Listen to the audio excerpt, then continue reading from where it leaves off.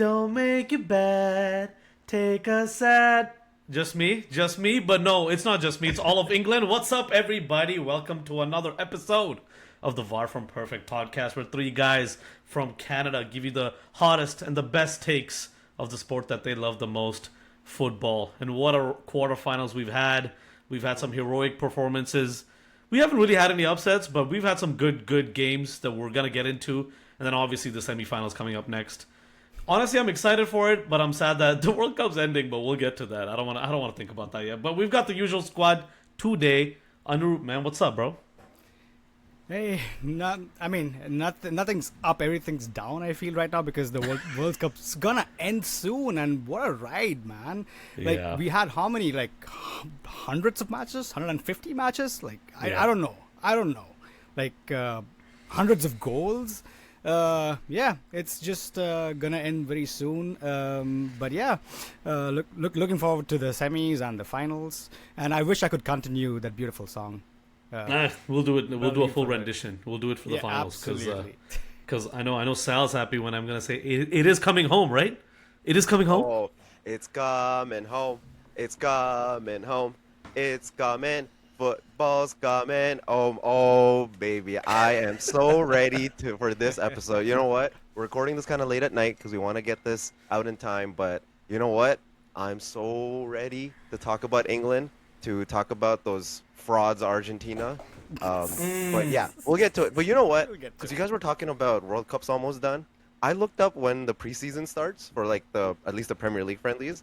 I think the first one is Arsenal plays in Dublin, August 5th. It's 2 weeks away. It's kind of crazy, actually, to think about. So it's going to suck because Declan Rice and Nani Madueke and stuff aren't going to be there for that preseason because they're going to be so hungover from the celebrations, obviously. But that's fine. That's fine. I think Arsenal will survive. But yeah, we'll get into it. We're going to talk about the quarterfinals, like Arvin talked about. We'll start with the first one of the week. It was the rematch of the 2022 quarterfinals again, semifinal in fact. It's Morocco and France, and it ended exactly how it did back in 2022.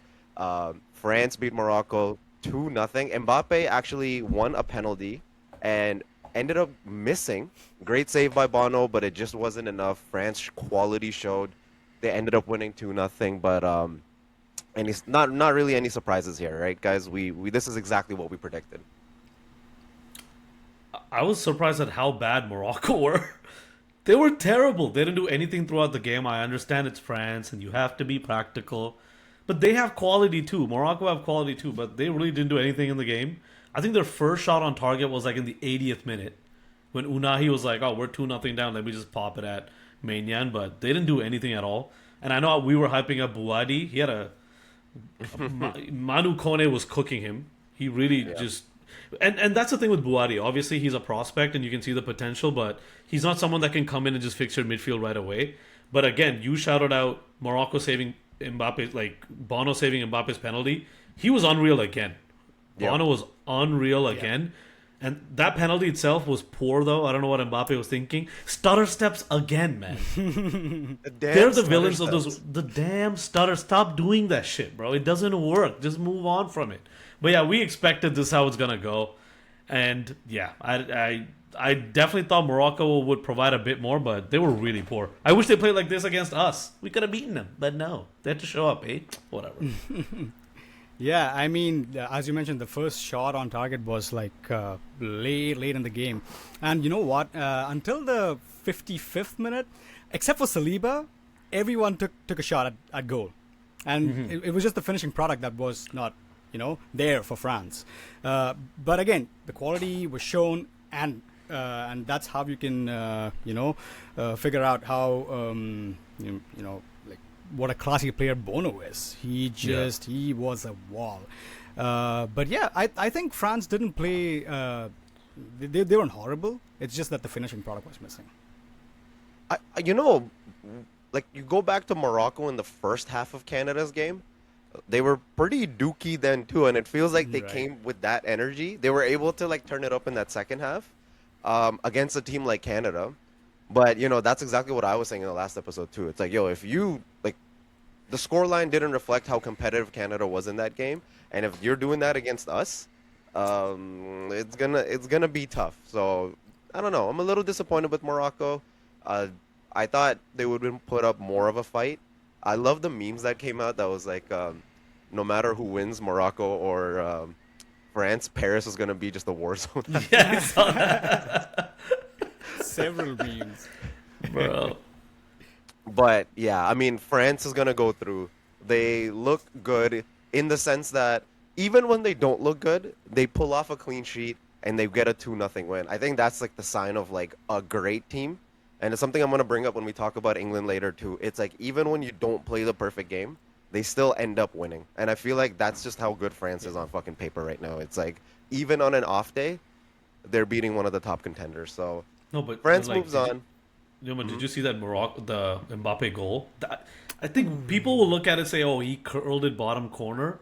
That was such a smart finish. He used the defender as a screen Screen. Yeah. because he knew the goalkeeper like Bono can't see him, and he just loops it into the bottom corner. That is just pure genius, man. You can't do anything about players like that. And I understand Morocco's game plan because at the end of the day, you give France space, they're gonna absolutely obliterate you. But at least, play on the front foot in the second half. You have nothing to lose. Nothing to I lose. felt like they almost got worse in the second half. They almost went back into their shell. They just thought they were going to bide their time, get the extra time, try to go to penalties and nick a win. You need to go for it. But then again, like in Dembele, again, Bono, he got his hand to it, but that goes in. So 2-0, I think. Honestly, the goals, like we said, like France were obviously dominant, but it did kind of come out of nowhere in the sense that they were like peppering the Morocco goal, Yeah. right? It was like kind of like easy saves and whatnot. But I don't know if you remember like that Luka Dean hit. At first, I thought it just like went over the bar, like it was like from distance. But Bono got a fingertip to that It too. was a Yeah, fingertip yeah, save. Yeah. Fingertip save. Like Yeah. France were just on it, and it looked comfortable. And yeah, like I'm not surprised at all. I think we all predicted France were going to beat Morocco. So Yeah. Did you guys I see mean- any news on the Mbappe injury? I know he got subbed off with the little. It looked like something to do with his ankle, but it's from the sounds of it, he's saying it's nothing serious. But is he just saying that? It's gonna be interesting to see in the next match if he's at 100% fitness, because clearly they need him. He's at 21 goals now. I think one behind Messi still. 21 goals is actually. It's ridiculous. Like, this guy is just insane. As much as I hate him in Real Madrid, France and Mbappe moving different gravy, bro. nah, he puts that French jersey and something happens, man. Something goes in, like his settings. It's like putting on the Iron Man suit. You know that little graphic that pops up? That's literally a Mbappe, bro. He puts that on. I was like, phew. Jarvis shows up in his ear and shit. Just in freaking straight Mamba mentality, bro. He's actually ruthless. He scored amazing goals. Almost all worldies. And got the assist did for the Dembele goal, too. Yep. Yep. But wait, did he And have then- any tap-ins this tournament? I He don't must remember. have. Still. He already has like 8 goals or something, so I can't even remember all of them. That's crazy, bro. That's actually nuts. All right, let's move on to a game that was a little bit more exciting. Well, sort of, actually. I thought it was kind of boring until the end. But Spain versus Belgium. Belgium was this one team that we were all writing them off in the beginning, and they were just finding a way to keep getting win after win after win. And low-key, I was like kind of rooting for them this game because fuck Spain. I don't know why. I don't like Spain. They're boring. If Portugal's not going to go through, send all of them back home in the same flight. I don't even care. But Spain won 2-1. This game was interesting, though, because Spain got the first goal. Fabian Ruiz opened the scoring. I think it was around the 30th minute. And Belgium kind of strikes back not too late after, scoring the first goal against Spain in the whole tournament, which is absolutely insane, by the way, by Charles de Catalan, who, again, I talked shit about in the beginning, in the episode 1. You know what? 3 knockout goals? Not bad. And then the game kind of got gritty, right? It slowed down, and then I don't know, Arvin. I know you missed the game. I think you missed the game, you said? I missed the last like 15 minutes when my guy came on and did it thank again. God. No, I'm that's so why I think- happy because you know what happened? I was waiting for the group chat, right? I was like waiting for that excitement in the group chat, and like nothing happened. I was like, ooh, something's up. But that guy Mikel Merino. Say the line, bro. What's the line? Six Upside down. upside down, it's a 9 now. Drake knew this from time, bro. 2016, he made this song. He knew Mikel Merino would come in. He knew Arteta would turn him into a striker, and he's arguably one of the deadliest finishers in world football. Right, and that's not even. I wish I was joking, but it's not a joke, bro. And a even clutch this performer.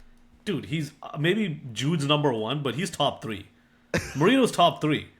I'm not even joking. This is not even an exaggeration. Am I lying? He's done this in the previous Euros. He's done this for Arsenal. He's doing it in the World Cup. Like, honestly, I saw this tweet where they're saying the youth coach that made Marino into a midfielder dropped us as one of the greatest strikers of all time. How did they make this guy a midfielder, man? No, he's unbelievable what he does. But I'm not surprised at all. He does this all the time.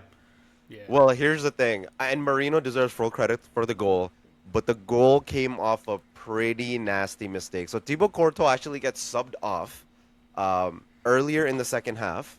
And in comes Sene Lammens, who's had, honestly, an unbelievable season at United, but has obviously 0 match time in the whole World Cup.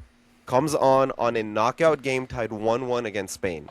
And I forgot who it was. Someone from outside the box. I think it was Nico Williams. Just takes... No, it was a thing. It was Kubarsi. Yeah, Kubarsi. Just takes a loose shot. And it's not the greatest shot. It's right at him, and he just fumbles it. And that's where I say credit to Marino. He has that Van Nistelrooy-like positioning, that instinct, that striker's poaching ability. He was just there and just cleans it up. So say what you want. It's a tap-in. It doesn't matter. He was there. He scored the goal. But God damn it. Not a good day to be a United fan, man. Poor Lammens. I feel for him. It's straight up just a mistake on his part. I don't know. Yeah. But it was a good game, though. Fun ending to Spain again. Just as boring as they are, they keep getting wins. It wasn't fun seeing Marino score again, right? But he's such a clutch player. You know, I hate to admit that. And you know what? I was praying when he was subbed on, maybe in the 80th minute, 83rd minute. I was praying, I hope this guy doesn't score. You know, because I was low-key rooting for Belgium. And I felt bad, you know, when Courtois, I think he pulled a hamstring. Yeah. He was Courtois all over, the game. And I felt really bad. He was brought down to tears when he was, when he had to leave the pitch. But yeah, Marino for the win, right? He had to be that clutch player. Did you guys see what happened to... So I started watching the game maybe 2-3 minutes in, and I'm like, where is Tielemans? And he wasn't starting. Did you guys see why he didn't start? Nope. He hurt himself in the warm-ups. Oh, God. He was set to play. He was supposed to obviously start and captain the team. But I don't even know actually what happened. They just said he's out due to a warm-up injury. So I don't know how the extent of the severity of the injury or whatever it is, but that was a big L for Belgium because Tielemans is such an important player for them. Yeah, I don't know if it would have made a difference, but yeah. I thought, to be honest, obviously the first half Spain dominated, and the Belgium goal came against a run of play. But after that, they had some chances. I thought Kevin De Bruyne was finding some pockets. Yeah. He was. And Castagna, he was pulling in crosses and things like that. I thought Doku was forcing things a bit too much. Just get rid of the ball. I understand you can dribble, and he was doing it, but he wasn't just passing the ball. I thought that kind of cost them.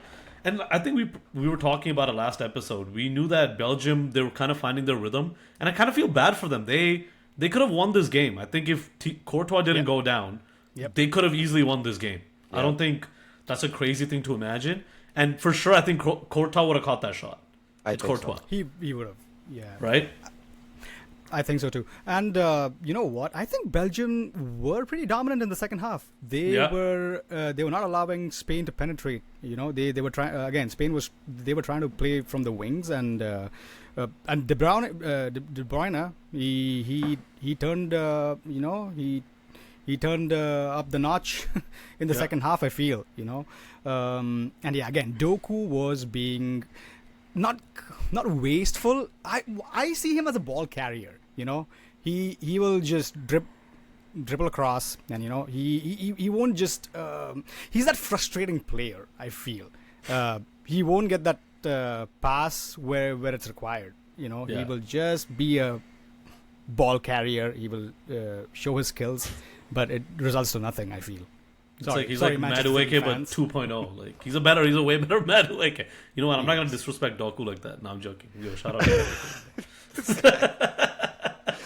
We'll talk about Madueke about what happened this game too. No, because even Doku, like the whole season, I don't think he was good the whole season, but in that title run he was unbelievable. Yeah, but that's the next step to his game. He has to add the end product. End product.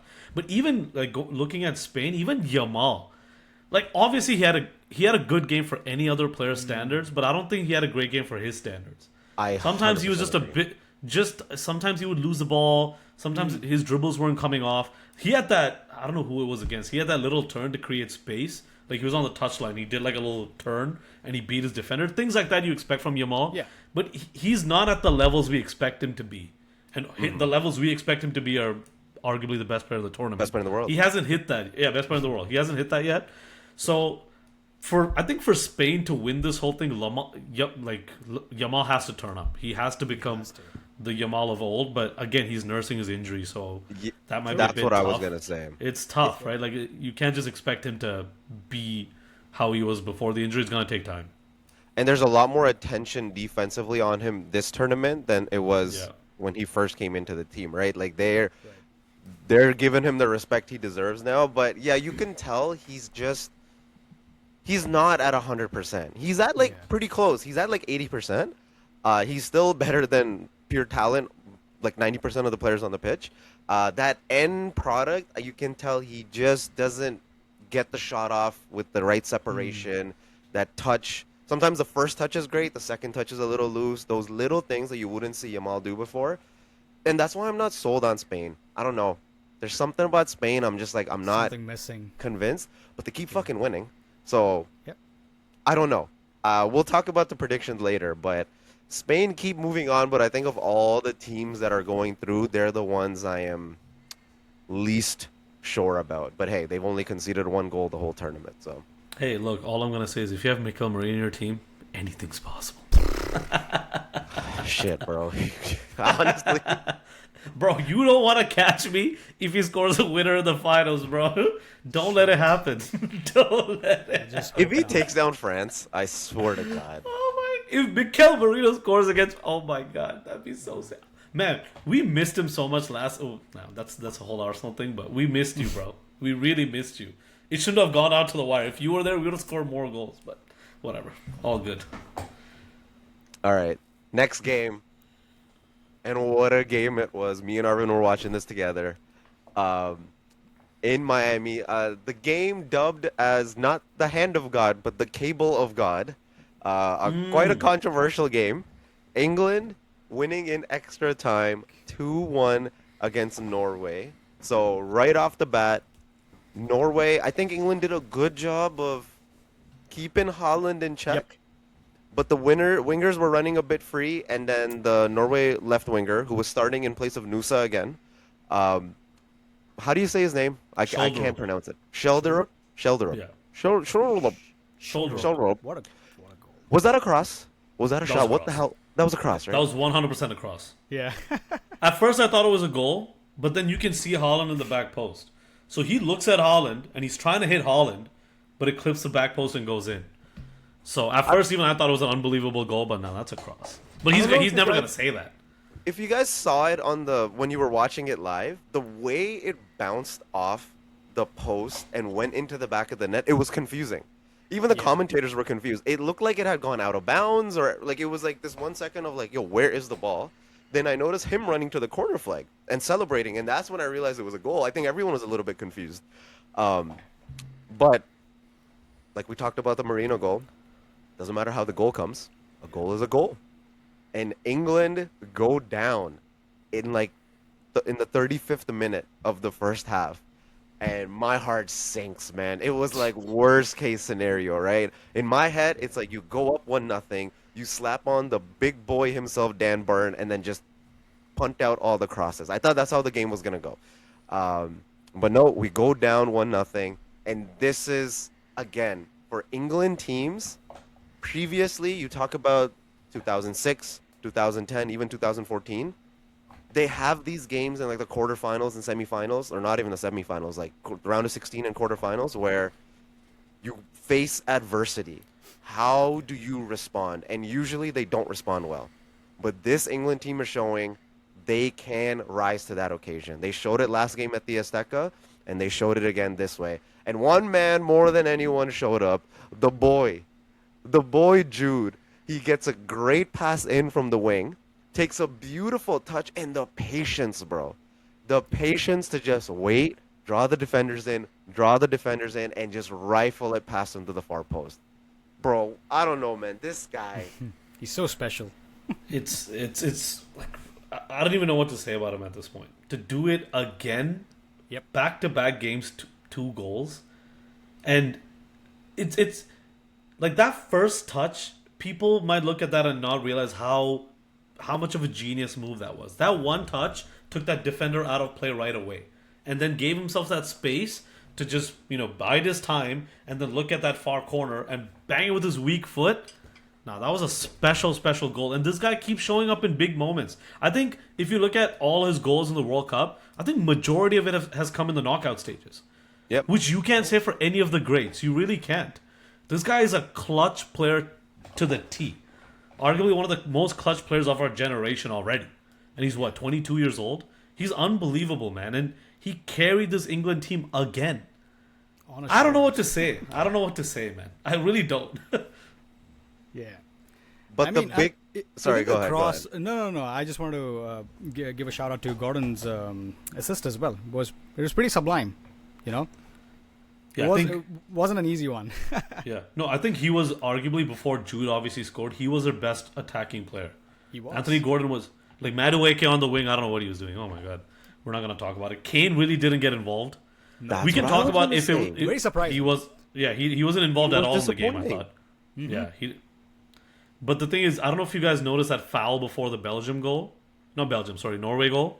Yeah. Right? It wasn't. Oh, the Kane I feel like it was. foul? Yeah, if it was Argentina, though, no, He was milking. Yo, it. okay, no, hold on. Here's the thing, right? You were asking me to, and I did watch the replay. It was close, but it was one of those where he kicks the ball with his toe while he's also putting his leg through Harry Kane. So it's like, is that a foul? Does he win the ball? We were just saying, look at it. Take a look, right? And this happened in their own half. If you're going to review the Argentina one, which happened on one end line, and go all the way to the other end line, I'm just saying, it was a little sus. At the end of the day, you could call that controversy. It's like England kind of got justice served anyways, because in the lead up to that goal, it was shown after that I think the ball hit some sort of like a camera cable. Like a camera cable that goes across. FIFA later came out and reviewed it and said that there was no changes to the trajectory, and we've seen that from one of the earlier games where they can check for micro touches. I'm mixed opinion here, but I say, you know what? We deserve it. So who cares? The rules can go fuck themselves. I don't care.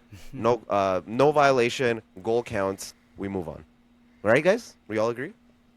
No, I disagree, man.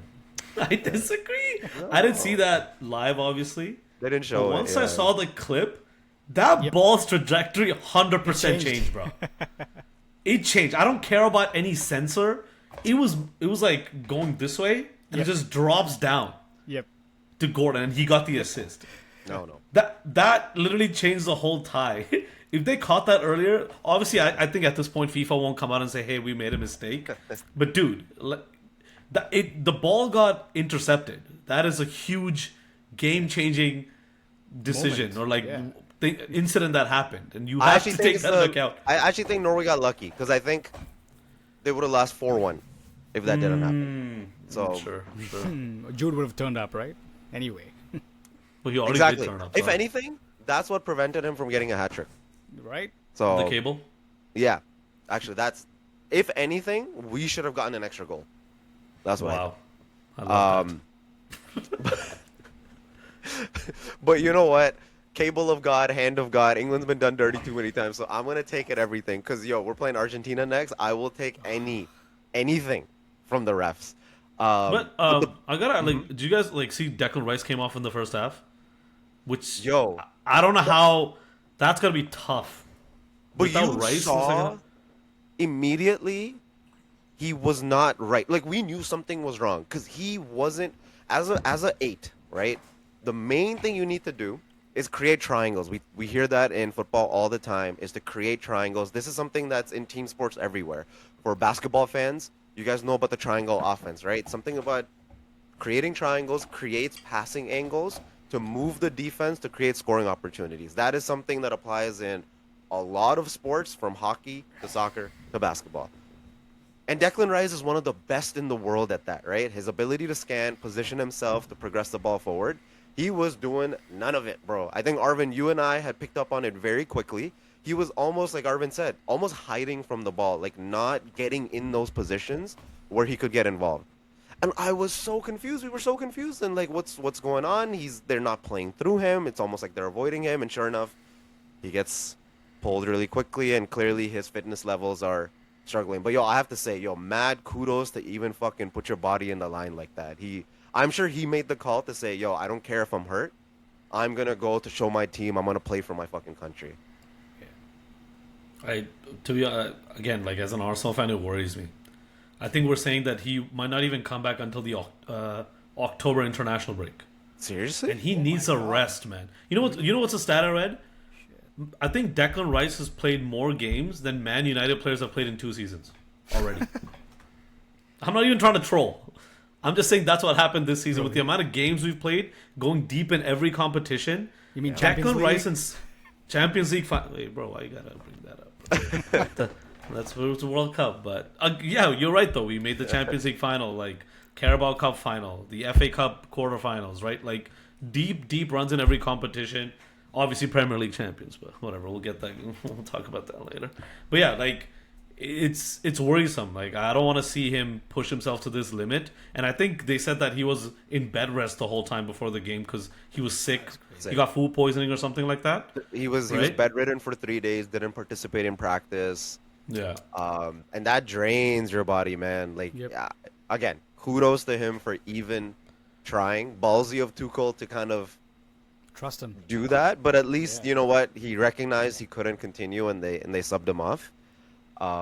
I thought Elliot Anderson in his place though was awesome. Did a great It job. just he brought that, like when he had the ball, it's like we can be sure a little bit. He was winning his duels. I think he didn't lose a single duel the whole game. Just brought that surety. And we were talking about this a little bit, right? Like this is gonna sidetrack a little bit, but let's talk about Elliot Anderson because he signed for 130 million. And I was telling Arvin, I think I rate Elliot Anderson a little bit higher than most other people. I also obviously wanted him at United. He is arguably the best in the league at what he does in his role. I just don't think his role deserves 130 million. That's what I was saying. But in this game, he was fantastic, man, because there was pressure on him. Because towards the later half of the game, England made some interesting subs, and the substitutions were a big talking point with Tuchel too. But he showed he knew what he was doing. At first, he brought on Eze and moved him into the midfield. So it was Jude Bellingham and Eze playing up front with just Elliot Anderson as a single pivot. So that was a lot of work that he had to put in, and he was fantastic. I loved what Elliot Anderson did today, or yesterday. Yeah. And guys, I know Harry Kane did not contribute too much, but he was running deep and contributing to with the defense as well. So I think sure he did not have that finishing product, but he had the work. He put in the work. So that's the observation that I made. I think that's a great contrast with someone. I think we've talked about England a lot. We have to give credit to Norway. I thought the second half, Norway were definitely the better team. Yeah. England kind of went back in their shell. Norway, they were creating chances. And I don't know if you guys remember the Sorloth, where Odegaard hits that amazing pass to Sorloth, and he just has to square it to Haaland. What the hell? How do you not square it to Haaland at that point? Haaland What was are you pissed. thinking? Dude, Sorloth, look. The fact that he's shoved down that right wing, obviously that's not his position, I understand that. And I've had mixed feelings about Sorloth down in that position because with his size, he can hold the ball up. He's fast. He can push off some defenders, but he doesn't have that dribbling to beat people. But that pass that's a basic pass, man. Yeah. Those are the basics. You square it to arguably the best goal scorer in the world right now at that point, right? How do you not make that pass? And you know what? At first, when I watched the game live, Sal, if you remember, I was like, "What the hell? How do you not make that pass?" Then I thought to myself, I was like, "Okay, maybe I'm just overreacting. Maybe there was a defender." I watched clips of it again. Clean. No. He could have just hit it first time. Holland was clean on goal. He just needed to play it early, an early ball, and he would have been 1-on-1 because it was a 2-on-1. It was him and Holland, and I think it was Stones running back or Gahey running back, one of them. He was just caught in between. Gahey closes down the Sorloth. He just had to play it across, and it would have been such an easy goal. And you know what? He got subbed off, like, I think literally, like, 7 to 10 minutes after that. I think the coach was just like, ain't no way, you got to get out of there. But, you know, this game was dubbed as, like, the Harry Kane versus Holland game, and they both were so quiet. But, you know, Anurup, to your point, I think that's the value Harry Kane provides, right? Because with Holland, unless he's scoring goals and obviously ever the goal threat, he's not contributing as much. At least Harry Kane was putting in a shift elsewhere. But yeah, Holland getting subbed off, bro. That was super surprising, no? Yeah. Did not expect that. No, not at all. Because I think, Anurup, you brought this up last time, where he could not do anything for the whole game, but he scores goals. He'll just pop out and score, bro. Yeah. But the fact that the coach didn't trust him to do that, because when we saw that substitution in extra time, right? We thought, oh, it's Strand Larsen. I thought it was going to be Strand Larsen and Holland. Yeah. Right? But the fact that it was a replacement, like, I don't know what you thought of that, Anurup. Like, because you said this before about Holland. Yeah, I was completely shocked, you know, with the, like, first of all, you need Holland to be there, you know, throughout the game. I did not expect him to be subbed off. And Strand Larsen, I don't know about you guys, I did not see him, you know, like, after he got subbed in.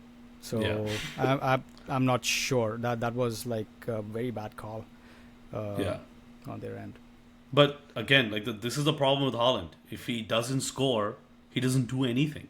There's no work rate, right? Like, for example, comparing him with Harry Kane, and Harry Kane was just running around. I know, you know, he was not impacting as he should, but I saw like him, like, right until the end, he was with the defense, like, because Norway were like they were like they had several crosses, they had multiple set pieces, and they were you know they were on it.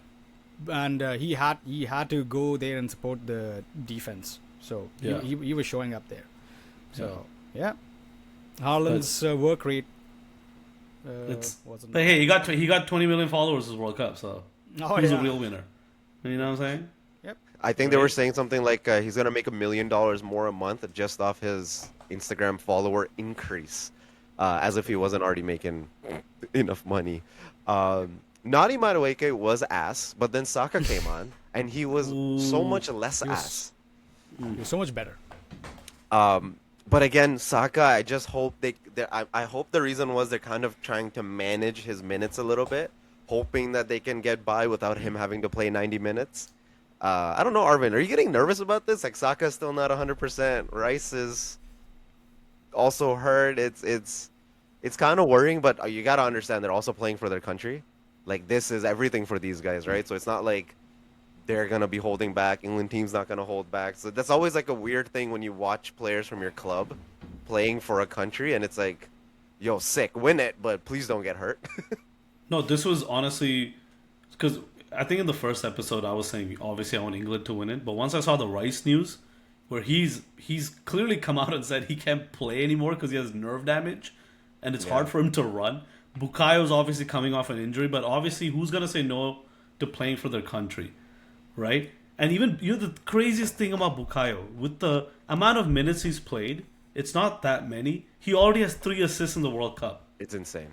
His end product is just ridiculous, man. Like, the way he finds people, how smart he is, how strong he is. Like, he was cooking that fullback. I forgot the Norway fullbacks. There was a play where he literally like, there's two of them closing in on him. He hits it through the middle and he almost finds it for a goal. He's just an unbelievable player. But you know who I'm gonna shout out? Because this whole England team, everyone was talking about the players that are not on the team. But the one guy that made it on the team that people weren't happy about but showed up this game, Jed Spence, man. DJ Ed Spence. Dude, Jed Spence this game was unreal. He almost created that penalty. It should have been a penalty, by the way. I'm sorry. I don't care what anyone says. That should have been a penalty.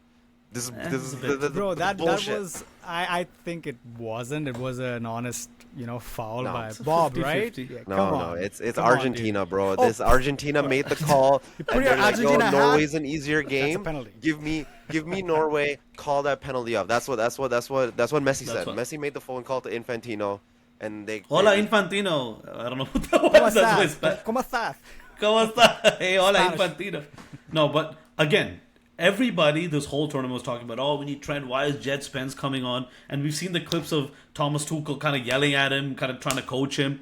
But this is just good coaching, and he's receiving it in the right way. He's showing up in big moments. And again, the substitutions that Tuchel made were unreal. Morgan Rogers, he was the reason that England scored that second goal. He was the one who hit that long shot, and Jude got the rebound.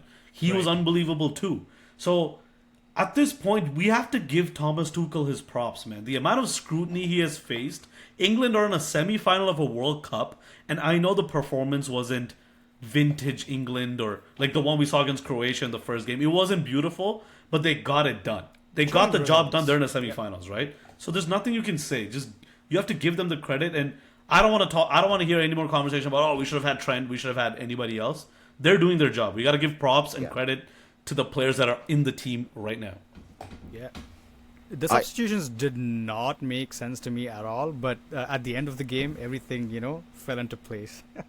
I think I get still some would have big made like bucks. one or two tweaks, but every single substitution makes sense. Saka was a Yeah. game changer. Yeah, I totally. thought Eze, when he came on, they needed that. Yeah. But obviously defensively, it let them the middle was a little bit open. Open, But then he made changes, right? He moved Eze to the left. He brought in Reece James to play in the middle as well. Like he was moving things around and changing the way England were operating the whole time. Yeah. And you know what? We forget Tuchel's a good tournament coach. That's what this guy does, right? Like he might not be the best coach over 4, 5, 6 seasons. I actually think he is a top coach regardless.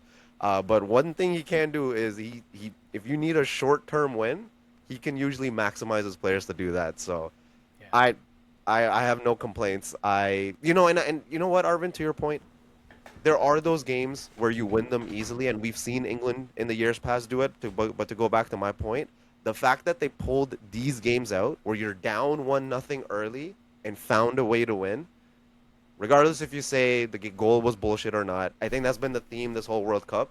Is like if some of these goals weren't the best, the most magical goals, but a goal's a goal. Doesn't matter how you scored, you got to be at the right place, the right time, and these guys get it done. Jude Bellingham gets it done. Mikel Merino gets it done. Yeah. And that's all that matters. So we'll talk more about predictions. So But England, move on. Did you guys see? I really wanted to bring this up. Did you guys see the post-game interview with Thomas Tuchel and Jude? I No. did. And what Was that it- reporter Oh, did? I was listening to there it was kind of a several little bit. interviews, right? Or was it- So what happened was the reporter went and asked Thomas Tuchel, right, how the performance went. Right, And and he Thomas wasn't Tuchel happy. he wasn't happy. He was like, Yeah. our technical level wasn't good. We Yeah. made a lot of mistakes. Yeah. So then the interviewer, he's like, oh, so was it like a mentality thing? Why was it wrong? Thomas Tuchel's like, bro, mentality. That game was all mentality. How can you Yeah. question the Pure- mentality of this pure team? mentality. And this interviewer kept pushing. He's like, no, but you said something was wrong. Thomas Tuchel was saying something was wrong on a technical level. They weren't Yeah. playing at the technical level they were supposed to. And it's this true. interviewer kept pushing. I was like, dude, this guy's such an idiot. Then he interviews Jude. One of the first things he tells Jude is, hey, your manager wasn't happy with your performance. What do you think? It Just was like whatever. Jude's like, whatever. Because but at the end of the day, this guy's just misconstruing what Thomas Tuchel's saying to get a clip out of Jude. And then now Jude's like dismissing the manager after a big win. I was like, that guy is such a dick, bro. Your team, they just got to the semifinals. And now he's trying to create some drama, Was he unnecessary British drama. Stirring too? the pot. The I reporter, was thought he British too? ITV. Is ITV British? I It think is ITV British. is British. Yeah. What? what do you guys want? British media baffle me, man. I was watching those two clips, and when I saw that Thomas Tuchel interview, I was like, yo, this guy's a dick, whatever. And then when he tried to misconstrue that to Jude, I was like, bro, how can you do this? That's so Because dirty. it's cheap for a team that just made the semifinals. Like it's unbelievable how that went on, and now it's become a big story about Jude's dismissing the manager. Oh my god, that's so. They just want to dumb. create tension, in the dressing room. For what? And everything Thomas Tuchel said was right. He was absolutely right. They weren't good. They weren't. England They weren't really good. weren't. But Like- he praised their mentality. He was all about their mentality. That's how Yeah. they got, That's And, like there's a and line that's what that we're Thomas saying, Tuchel though. says. It's like that's what Yep. the teams before were technically better, but they Yeah. didn't have the Yeah. right mentality. But you Absolutely. can learn technique. But the way you guys play, the way they come across resilience, that can't be taught. And They Tuchel's just brought that pulled out of them themselves somehow. up. And you know what? This England team has characters. I think Bunch that of 'em. which they were lacking in the past, or maybe in the past, let's say a decade ago when they had the Gerrards and the Lampards, they had individual brilliant players, but too big of a name for a team to perform like a cohesive unit. But Yeah. right now they're like. I feel like they're like a family, the best part is after the win, they sing Wonderwall. I love it. Yeah. Oh my god! I just love It's- it. Yeah. it's such a It's moment, cheesy, man. but you know what? I love it. Man, life is cheesy, man. Enjoy it, bro. know. What's wrong with that? A lot of the fans are saying that's one of the reasons why they're playing so well is because the players look forward and look like singing it with the fans. They sang Hey, Hey man. Jude too. They sang Hey Yeah. Jude too. Yeah, so did Oh, we. did they? So there Did we they go. actually? Yeah, they did. They did. Oh, that's Even the hilarious. Beatles, I think the Beatles put like a post or something where they're like dedicated Did to him. they? Isn't Wow. that crazy? One of the most Wow. iconic songs, and now that's like about you. Yeah. It's unreal. Even But his again, parents like- weren't born. Even his parents weren't born when the song came out. By the way. Yeah, but still, what a classic. And I know, like, I went on a whole rant about Odegaard. Again, what a player, man. What a player, bro. He ran midfield against Elliot Anderson. He was the man again. And I think he's second in assists behind Elise. Unbelievable. I'm so glad. Just come back. Come rest. Let's get ready for the season, man. We love you, Captain. The We love you. whole time when I was watching this game, I was like, just tackle him, bro. Break his legs. Do something. Get him out of here. Dude, he's Which is so obviously I'm calm in joking, but- possession. man. row back now. Row back to Norway. Roll back to Roll Norway. back to Norway. Let's go. Shit. Oh man, but what a game, bro! What a game. But bangers back to back, right? The Spain to Belgium going into the England Norway back to back games, and then we got another banger. So close. The Banger? game what Question could mark. have been. Yeah, banger? Was that a banger? That's a question mark. I don't think it's an exclamation point. Someone got It's- banged. You know what? I missed a lot of this game. I was kind of in and out of it. So I'm gonna let you guys kind of take over and tell me a little bit more about kind of what I missed out on. I think, like, if you look at this game, Switzerland, man, you guys were so close. They were. And they were by far the better team. Yep. I don't even Majority of think the that's match. majority of the match. They were the better team. Obviously, It's- Argentina got the early goal, right? Messi again corner. Well, dude, Messi, What a header. What a header. Hey, McAllister, hey. Shout out to my McAllister. boy, finally. Bro, he was the shortest guy on the pitch I know, apparently. and his headers are amazing. Man. He's short, but the direction, the fucking he projected it to like that was like unsavable. I think that was probably his best game of the World Cup so far, McAllister. I'd say. He has been good. He's been terrible for Liverpool throughout the season, but he's been good for Argentina. That's what I can Yeah. say. But it was one of his best, better performances. Yeah, but again, like the thing with Messi, I think the one word that you can use for him is efficiency. Yeah. He knows when to get into the right position. His little one touch, like every touch of his is so deliberate. He knows who he's getting into. There was a point where I think it was Molina who was running down the touchline, and Messi was close to the touchline as well. I was like, what's Messi gonna do? This guy just flicks it with his left foot, like just behind him, and it just goes straight to Molina who's running down the wing. I'm like, how does this guy do this, man? He's like the creative force of this whole team. So Messi was again carrying. He got an assist. He didn't score. I think it ended his streak of 8 games in a row of scoring. So that ended. But Messi was unbelievable again, right? Sorry. But yeah, the thing is, the way Argentina set up, it's like DePaul, Paredes. These guys aren't creative players. It all falls on Messi, in my opinion. Right? And he's carrying that load. And Scaloni, because Argentina are getting through each round, he's not getting the criticism he deserves. I think the way he's setting his team, he deserves to get roasted, bro. What's he doing with his team? It's baffling. Like, I don't get it at all. But yeah, I thought Switzerland were really, really good.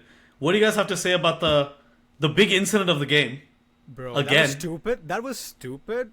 But he was already on a yellow card. Wait, hold on. No. So, what happened? Like, let's talk about it. What is this incident? So basically, was it Paredes? Breel and Go Bolo, ahead. right? Him and Paredes were going at it all game, right? They were just physical with each other. Breel and Bolo was really good, I thought, holding the ball up and things like that. The first yellow that Breel and Bolo got was when Paredes was trying to get the ball. He had his foot dangling out, and Breel and Bolo just runs into him, right?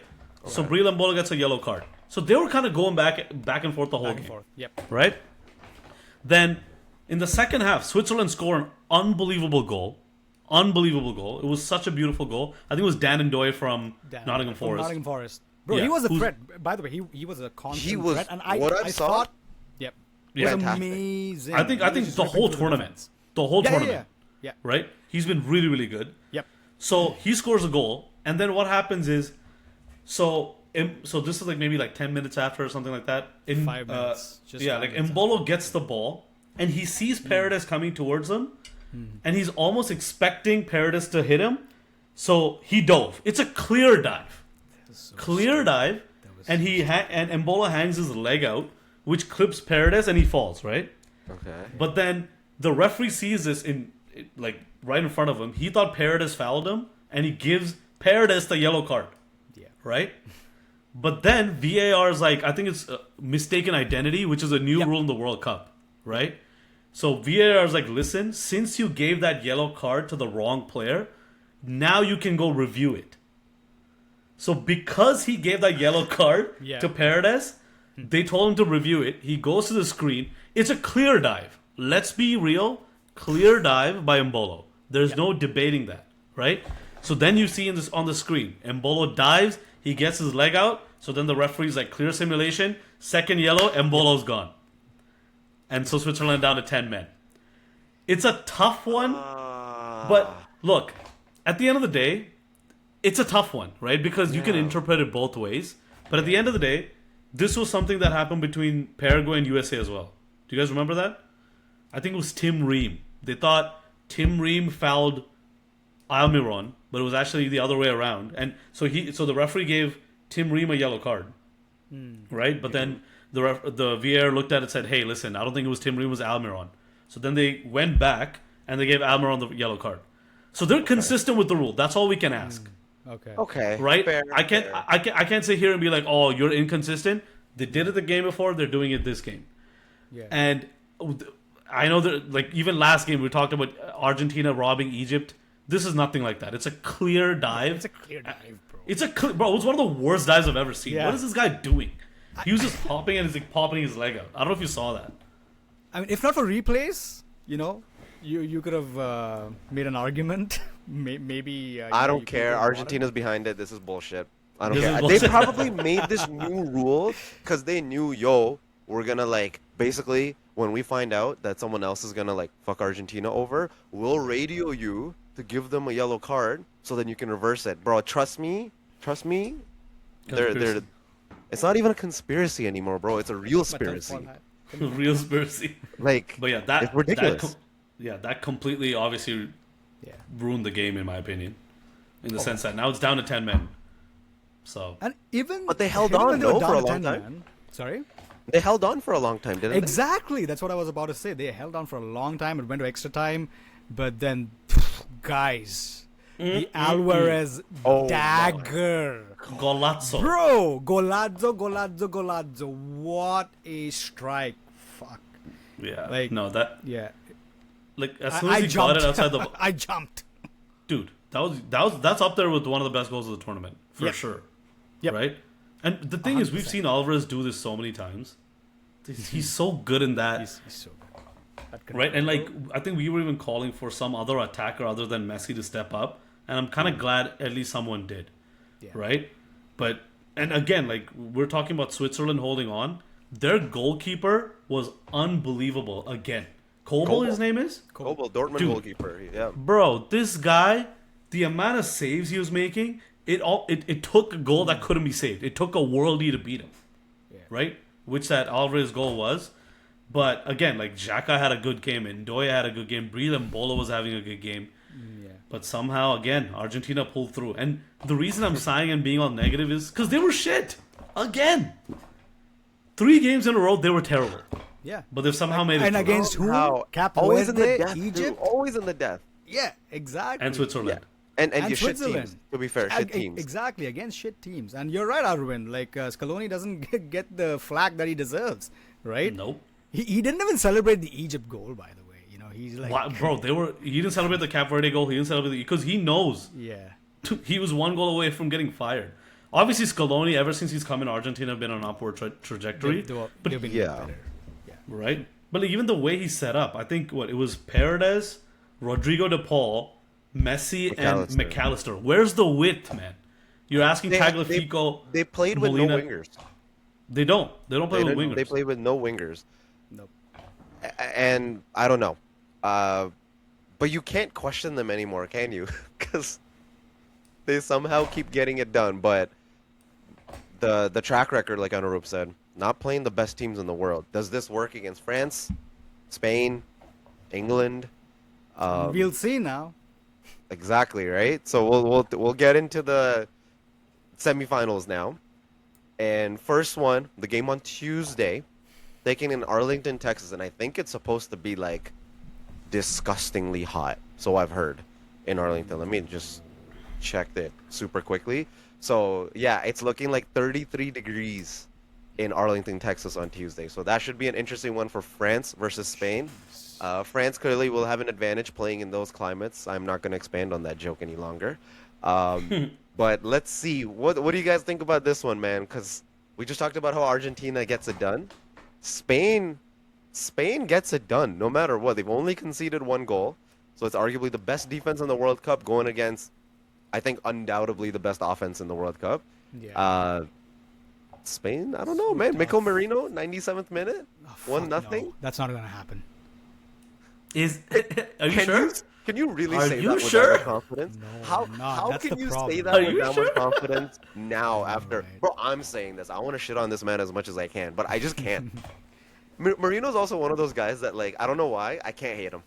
He like So likable, man. of all the players in the Arsenal team, like I just can't hate him. Like, how could you hate him? This guy doesn't get to play where he wants to play. He just gets shoehorned wherever someone gets injured and just does a job. How could you not love him?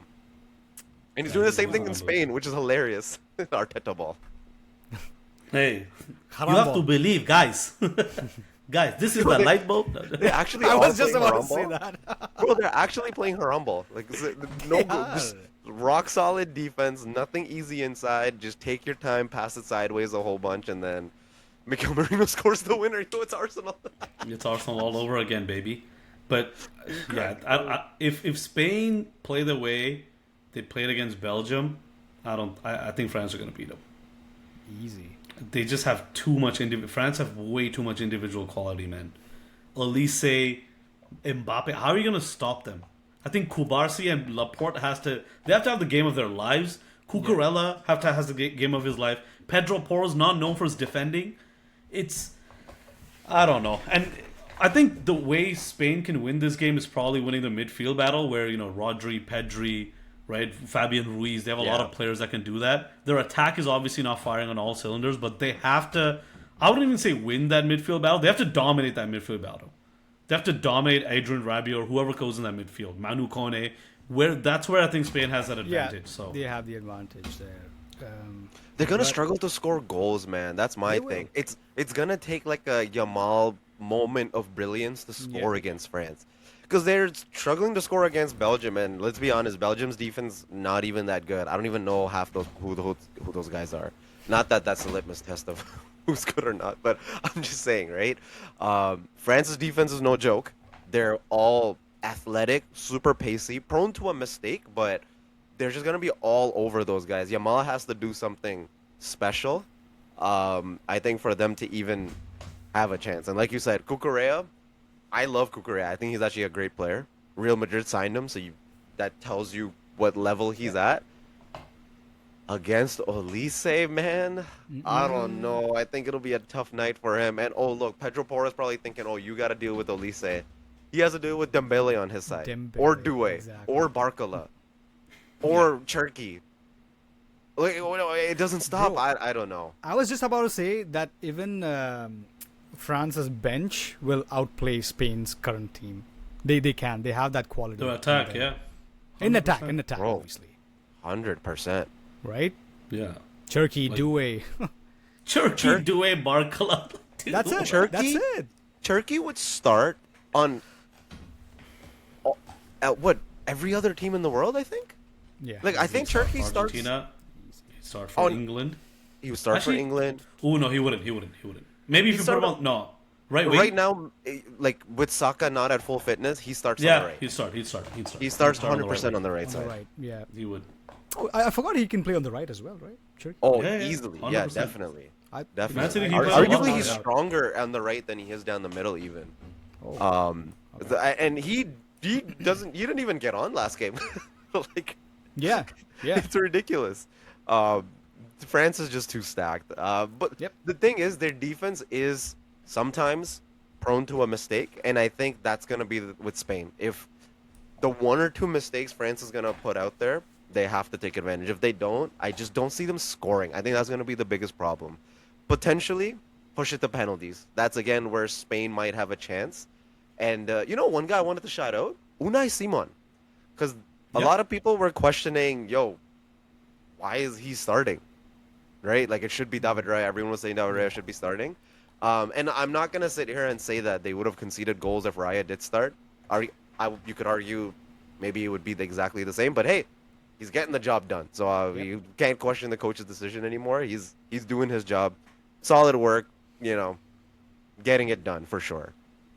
Another Spanish player, Kubarsi's been really good. Even that Belgian. How old is he? He's a kid. He's He's 18. He's like 20. No, I think he's at least 18. 20 now. He's Is 19. he 18? He's He 19. turned 19 this year just already. Turned, yeah, 19. That's Sorry. nuts. No, That he's is a kid. crazy. Like even his defending, but even moving, even like passing the ball forward. That game against Belgium, he almost had such a great assist to Yamal, but it was ruled offside. But that pass, man, he's an absolute baller. So obviously we're not, like, at least myself, I'm not completely writing Spain off, but even the way France were playing, Mbappe up top, the only way Spain can win, is like you would dominate the midfield, keep hold of the ball, and just try to nick a goal. Again, Merino off the bench could do it. You never know, or an extra time, right?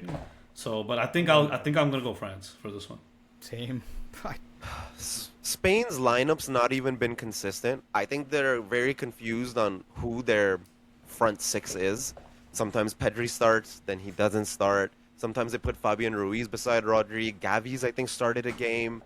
Alex Baena started a couple of games, but then Ferran Torres, I think, started last game. Like, they're still not even set at all on who that front six is even supposed to be. I think Rodri's the only one that's potentially started every single game. But France have an identity, and I think that's going to be the big differentiator between these two teams. Spain is still trying to figure it out, and they've been able to get through so far, but I don't think you can just figure it out against France. So I'm going to agree with you, Arvin. I think France just have the consistency, the teamwork, the athleticism, the Pace. I mean, they have everything. they'll handle the heat a lot better. I think they're just going to run over Spain. I don't think that they're going to have a fantastic game either, but I think it'll be enough to do against what they did against Morocco. Get like a 2-0 win. Okay, so we've talked about France versus Spain. Now the second semifinal happening on the day after, in Wednesday, in Atlanta Mercedes-Benz Stadium. I think they're playing for the first time in 24 years. I think since 98 or something around there. It's in a very long time. England versus Argentina. Man, oh man, I'm super excited. VAR from Perfect will be live in Atlanta. So stay tuned, follow us. We're going to be having lots of content coming in from Mercedes-Benz Stadium. But so much history between these two teams, right? You think back to 1986, the goal of the millennia that was called when Maradona dribbled through half the team. Then you had the hand of God incident that kicked England out of that quarterfinals when they played against Argentina. And you think back about 98, a young David Beckham gets hit by Diego Simeone. He retaliates, gets the red card. He's seen as the villain that's sent out. There's so much bad blood, so much history between those teams. It's crazy to think they haven't played each other for so long. And oh man, I was talking to Arvin about this too, right? Usually in the last couple of years, every semifinals, there's always that like one. Not even the last couple of years. You go back to like 2002, you had like Turkey and South Korea in the semifinals. You have these kind of smaller nations that make it through, but I'm kind of excited that we have four of arguably the biggest footballing nations all coming together in the semifinals, and I think that's going to be super exciting. But man, England, Argentina, tell me how excited are you guys for this game? I am super pumped, obviously. I mean, I just want England to sack Argentina out of this World Cup. I seriously, I'm done right now. You know, I don't want to be a Messi hater, but it's just, I don't know, man. You know, I think I strongly feel that it's coming home now. So yeah, I mean, I'm super excited to see. And as you mentioned, there's a lot of bad blood in the past. This is the time for redemption for England. Arvin, Yeah. I was gonna ask you, England though. Obviously, we're all gonna be rooting for England, but Reece James in and out of the lineup. Mark Gahey, he's managing knocks. Declan Rice, obviously, we talked about earlier in this podcast. He's been bedridden with an illness for the last 3 days. Arvin talked about it, dealing with like excruciating pain, probably on a bunch of different shots. Saka's not at 100% fitness. England is hobbling their way into the semifinals. How much of an impact is that going to have against Argentina? I think obviously that's a massive impact, but what I've seen from Argentina, if England just play to their level, they can beat them. I think Argentina have gotten away by facing, Cape Verde, Egypt, and I'm not gonna say you have to beat who's in front of you, but let's be honest, they haven't looked that convincing in these games either.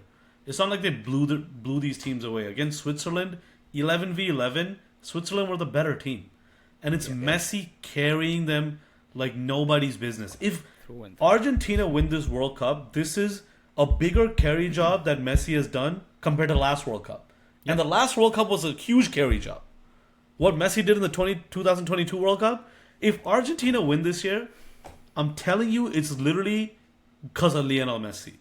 Their second best player, funny enough, I think has been Lisandro Martinez, right? I think overall you'd say he's at a better tournament. So I'm not gonna write Messi off because he's just unbelievable. He's the GOAT for sure. No debating that at this point. But if this is all on England, if England show up and just play their game, they should beat Argentina from what I've seen. But if there's any man that can change any odds in their favor, it's Lionel Messi. So I'm gonna go England. I think England gonna win this. I'll say like maybe 2-1. But when Messi's playing, anything can happen. And you know what? For me, the thing with England is that's why I talked so much about the mentality before, right? And why what Tuchel said is so important, because to me, the way this England team's been playing, and I'm not talking about how they're technically playing, the way they respond to situations, they respond to games, the only fucking way Argentina wins is if Messi does some, you know what, not even Messi. DePaul's going to do some bullshit. He's going to trip over on his own player. They're going to call a penalty, and Messi's going to miss the penalty. And then they're going to call a redo on the penalty, and then the whole shit's going to be rigged. And that's the only goddamn way England's going to lose this game, bro. England, there's no way England loses this game. There's impossible, bro. Like, England, the way Argentina's been playing, bro. Yeah, okay, you played Cape Verde, you, Yeah. you played all these bummy ass teams, barely making it through because your savior Messi is no, bro. Against Elliot Anderson, bro, he's getting locked up. No chance. England or nothing. Easy money, bro. This like you guys know if you're watching, this is so easy for England, bro. I'm putting my whole. You know what? If England don't win, I'm never coming back on this podcast. I don't care. That is okay. That's a huge call, Sal. That is a huge call by you. But you know what? We'll have to do this by ourselves, bro. There's a chance. Bro, I'll There run is this a podcast chance. on my own. You don't know how much I'm going to the refs are London paid. when they bring the World Cup there, bro. I don't even care. I've actually never been more confident of a result in my life. The only other time I was confident was when Cunha scored that beautiful bending goal to beat Arsenal 2-1. Like that's the only other time I was this confident. That's how confident I am. Yeah, I was very confident when we won the league too, but it is what it is. Okay, Anurup. So what do you think? Like, Bro. are you Trust me. thinking? Come on, you know. I mean, listen, man. I'm with you. I'm with you on this, but I'm not super confident. Again, England have shown like great resilience. They've been the mentality monsters throughout this tournament, and I again have a feeling that my boy Jude, our boy Jude, your boy Jude, moreover, he's gonna score a brace. He's the he's the only player I think who has scored the most non-penalty goals, or he hasn't even taken a penalty to start with. Yeah. So yeah, I'm banking on our boy. So yeah, England for the win all the way.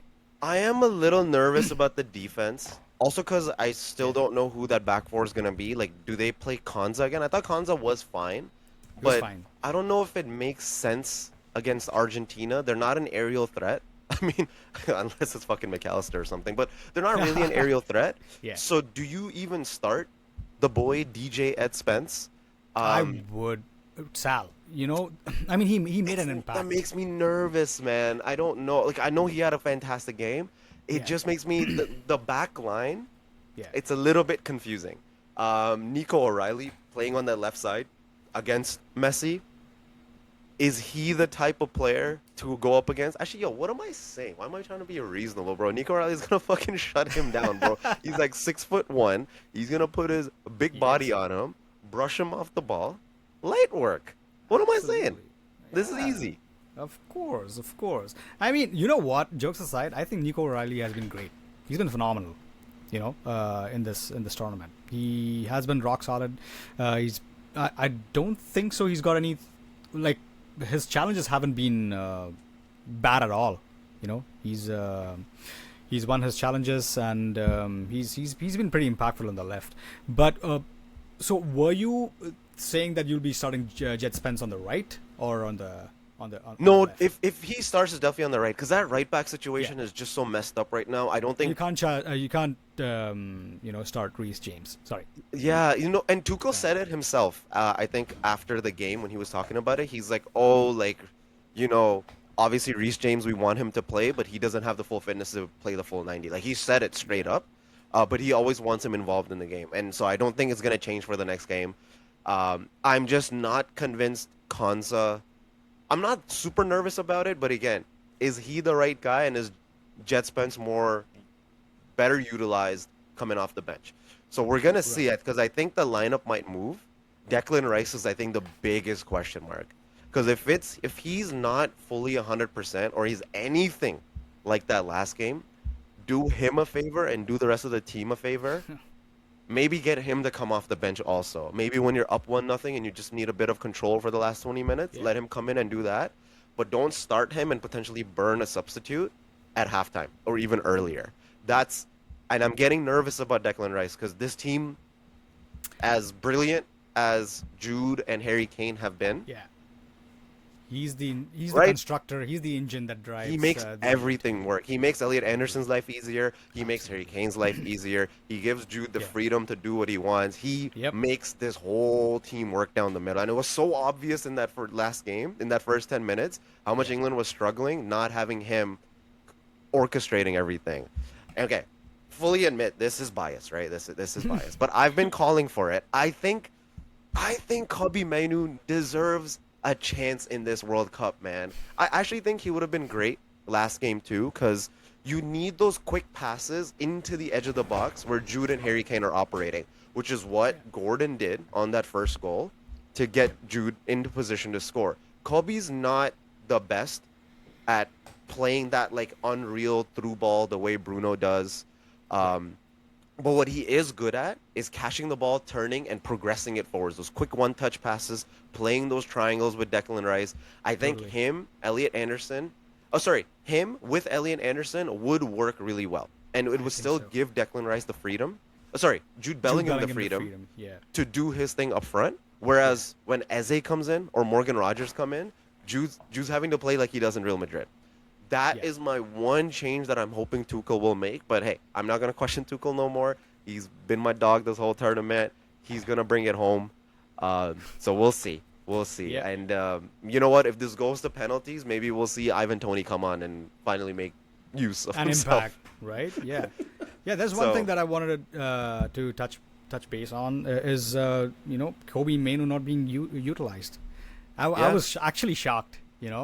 I thought he would be coming on in the last game when Declan Rice was subbed.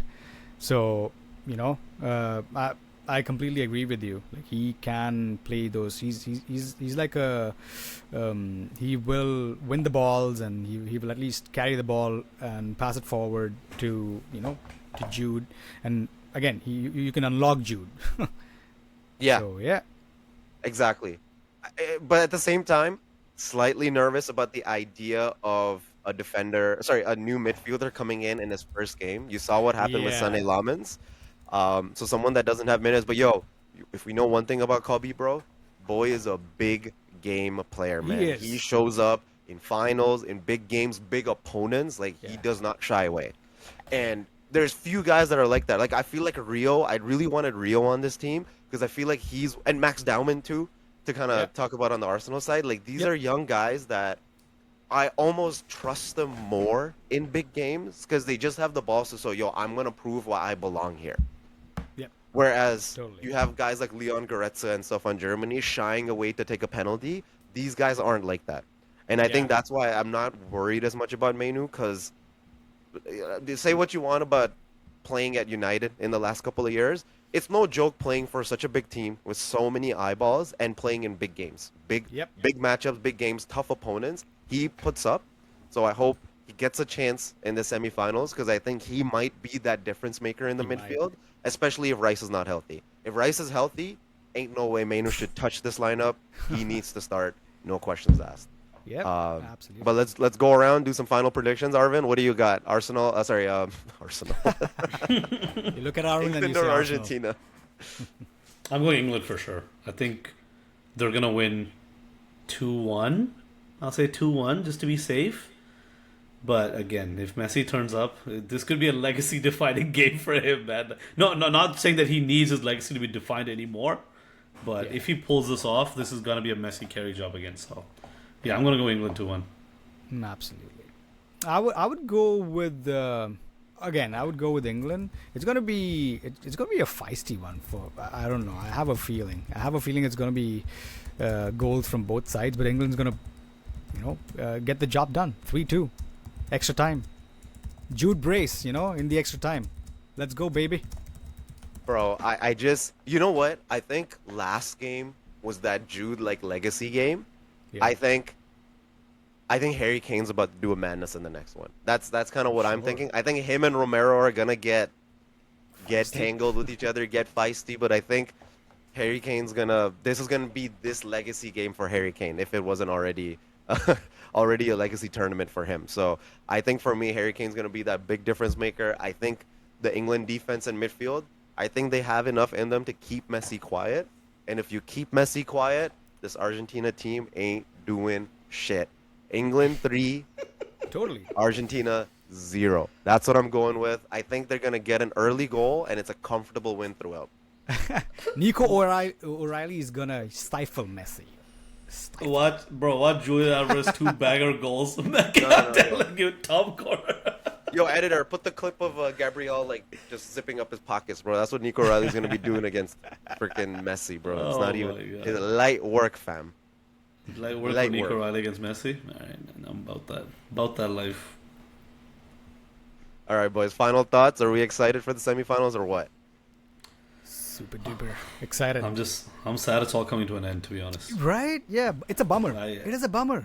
It's such a bummer, man. This last few weeks has just been, it's been a magical ride. I remember at the start, I didn't have World Cup fever because of all the political stuff going on. I was like, the World Cup, the vibe isn't there, blah blah blah. But this is the beauty of the game. Once the game starts, that's all that matters, man. The beauty of the game. Everything else goes away, and it's just the magic of the World Cup, how it brings everybody together. And we only have 3 more games. No, we have 4 more games left. So, Yep. I felt like the group stage took a while, you know, like, and got to enjoy that a little bit, and then this knockout rounds to like where we are right now just happened so quickly. But oh man, that's why I'm so glad it's 2 big semifinals matchups, finals on the weekend. I can't believe I double booked myself for the goddamn World Cup finals. I am such an idiot. I don't know why I bought Odyssey tickets during the World Cup final.